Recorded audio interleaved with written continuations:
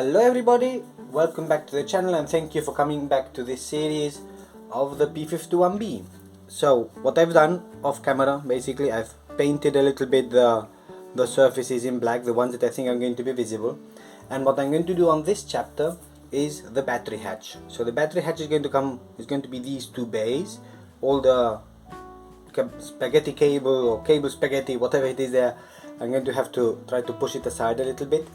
I still have the servos on the wings connected and it kind of looks okay like this, and it's keeping up somehow the position, so I'm going to leave it like that. So what I'm going to do, I have to make a former for the front of the hatch, make a former for the back of the hatch, and I'm going to chop this one off, cut it off kind of flat so that I can use it for the middle of the hatch.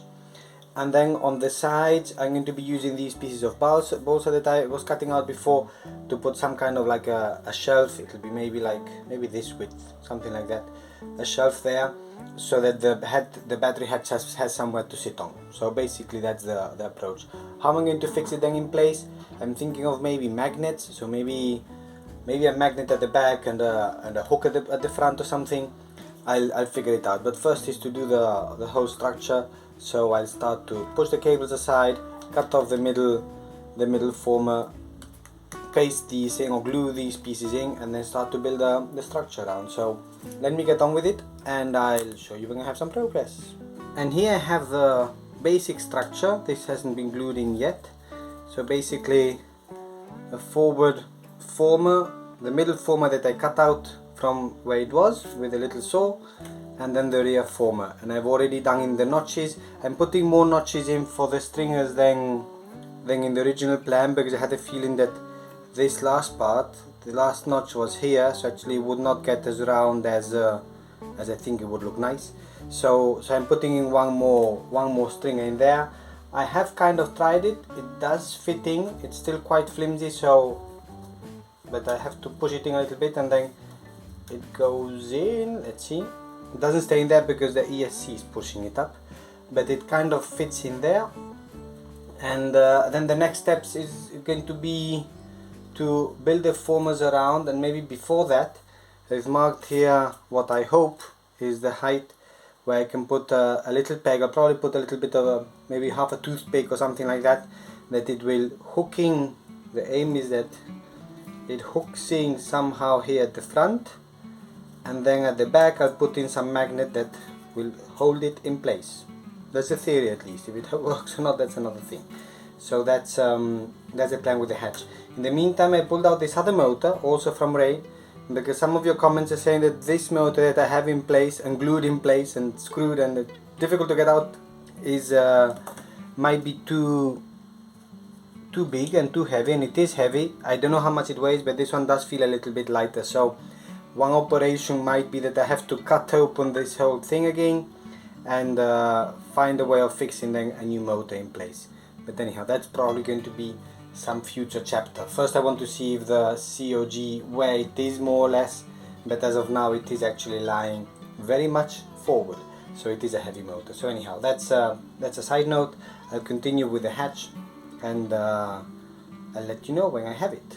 And it's probably time to wrap up the video, because I would say the hatch is pretty much done. Probably need to sand it still a little bit here and there to smooth out the edges. As you see, I put on already all the stringers. It does look a little bit wonky because it kind of goes out, but that's also maybe the impact of me adding an extra one. I've put in magnets, so at the front I put in the toothpick, you can see that, and at the back I've put in two magnets on the base. I was thinking of putting just one in the middle, but I went with two. But on the hatch itself I do not have magnets, it's too small, and the magnets I have are too big. So I put just two pieces of metal that are magnetic. I did test it because it would be awkward if it wasn't magnetic, and basically I just bent it to shape and I clipped it on. I haven't even glued it. I might then just put a spot of glue on it. And now it's the time, and I hope actually that the magnets are stuck, because if not then I'll unstick them. So let's see if I can get it on. Squeeze all the cables inside. In theory I should also try to do the battery in there, right? So let me squeeze all these spaghettis and ESC and receiver. squeeze it there to the front where the toothpick should hold it, and there on the back it kind of holds. I don't want to pull too hard. It kind of holds, yeah, like I suppose, I mean, if I want to pull it up I can, of course. It's not too hard, but there, it's holding there, and it's looking a little bit strange, let's admit it. The stringers, they do have this kind of curve. If it were complete, like the original plan would just be one single stringer going across, so probably wouldn't be so abrupt the change, but it is what it is.